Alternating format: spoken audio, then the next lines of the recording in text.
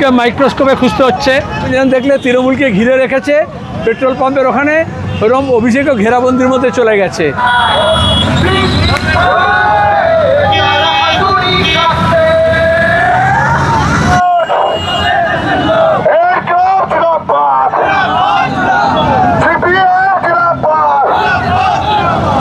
এখন তৃণমূলকে মাইক্রোস্কোপে খুঁজতে হচ্ছে, যেরকম জীবাণু খোঁজা হয়, কারণ আমরা জীবাণুমুক্ত বাংলা তৈরি করতে চাইছি।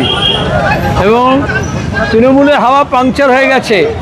এটা জলঙ্গি, রানীনগর, ডোমকল, হরিহরপাড়া, খড়গ্রাম, গত ভগবানগোলা, লালগোলা, গত দুদিন ধরে এখানে ঘুরছি। হাজার হাজার ছেলে মেয়ে নেমেছে।